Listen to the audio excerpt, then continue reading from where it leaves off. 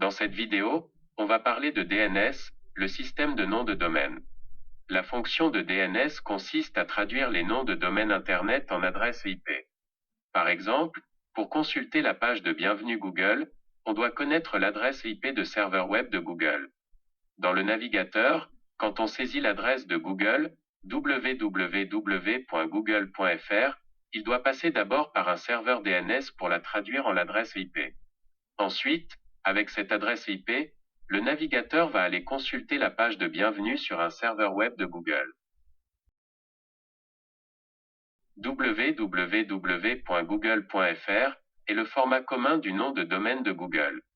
Son format complet contient un point à la fin, c'est www.google.fr. Ce point à la fin signifie le domaine de racine, il peut être omis. Il existe au total 13 serveurs racines du DNS dans le monde entier. Dans ces 13 serveurs, ils contiennent l'adresse des serveurs DNS de chaque domaine de premier niveau.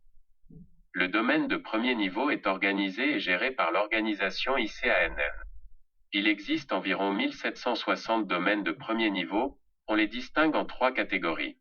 Seulement un domaine de premier niveau spécial, ARPA, qui est exploité pour des raisons techniques. Environ 260 domaines de premier niveau nationaux, ils sont associés à un pays ou un territoire, indépendant ou non. Par exemple, FR pour la France, CN pour la Chine, etc. Environ 1500 domaines de premier niveau générique, ils sont destinés à accueillir des sous-domaines possédant une caractéristique commune, autre que géographique. Par exemple, .com est destiné à accueillir des sous-domaines de type commercial, .edu est pour le type d'éducation, .org est pour le type d'organisation, etc. Par rapport au nombre des serveurs DNS de premier niveau, il y en a plusieurs par domaine. Ils connaissent l'adresse des serveurs DNS de chacun des sous-niveaux. Le domaine de deuxième niveau est enregistré par un individu ou une organisation. Il fait normalement référence à l'organisation ayant enregistré le nom du domaine. Par exemple, Google, Amazon, etc. Par rapport au nombre des serveurs DNS de second niveau, c'est très nombreux. Ce sont eux le plus souvent qui contiennent les équivalences noms de domaine par l'adresse IP. Le détendeur d'un nom de domaine peut créer autant de domaines de troisième niveau qu'il le souhaite. Le plus couramment utilisé est www qui signifie les services web. Il y a aussi, par exemple, mail qui signifie les services email, BBS qui signifie les services de forum, etc. Les domaines de différents niveaux sont organisés hiérarchiquement entre eux comme ceci. Comme vous le voyez, les domaines de premier niveau dépendent d'un sommet appelé racine, c'est le point tout en haut du schéma. Et les domaines de deuxième niveau dépendent des domaines de premier niveau. Les domaines de troisième niveau dépendent des domaines de deuxième niveau. Comment un DNS achemine le trafic vers une application web? Ce diagramme présente la façon dont les différents serveurs DNS collaborent pour acheminer un utilisateur final jusqu'au site web de Google. Étape 1. Un utilisateur ouvre un navigateur web, saisit www.google.fr dans la barre d'adresse et appuie sur Entrée. Étape 2.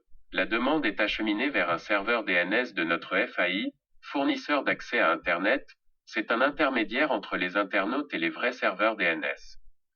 Étape 3. Le serveur DNS du FAI transmet la demande à un serveur de nom racine DNS. Le serveur de nom racine DNS répond à la demande avec les noms de serveurs de nom qui sont associés au domaine.fr. Étape 4. Le serveur DNS du FAI transmet, à nouveau, la demande, mais cette fois-ci, au serveur de nom pour les domaines.fr. Le serveur de nom de domaine.fr répond à la demande avec les noms des serveurs de nom Google qui sont associés au domaine google.fr. Étape 5. Le serveur DNS du FAI choisit un serveur de nom Google et transmet la demande à ce serveur de nom. Étape 6. Le serveur de nom Google recherche l'enregistrement www.google.fr dans la zone hébergée google.fr. Il obtient la valeur associée, par exemple l'adresse IP d'un serveur web, 216.3.128.12, puis il renvoie l'adresse IP au serveur DNS du FAI. Étape 7. Enfin, le serveur DNS du FAI possède l'adresse IP dont l'utilisateur a besoin et il renvoie cette valeur au navigateur web. Il met également en cache l'adresse IP pendant un laps de temps défini, afin qu'il puisse répondre plus rapidement lors du prochain accès. Étape 8. Le navigateur web envoie une demande pour www.google.fr à l'adresse IP figurant dans le serveur DNS du FAI. Dernière étape, le serveur web ou une autre ressource de Google à l'adresse 216.3.128.12 retourne la page web de www.google.fr vers le navigateur web, et celui-ci affiche la page. Il existe un fichier appelé host dans tous les systèmes d'exploitation. Dans ce fichier, on associe les adresses IP et les noms d'hôtes. On y trouve une équivalence IP et nom d'hôte par ligne. Le navigateur va chercher d'abord une adresse IP dans ce fichier host avant de solliciter un serveur DNS. Si l'adresse IP est présente dans ce fichier, alors le navigateur l'utilise directement pour envoyer la demande à un serveur web. Sinon, il doit passer toujours par un serveur DNS pour retrouver la bonne adresse IP.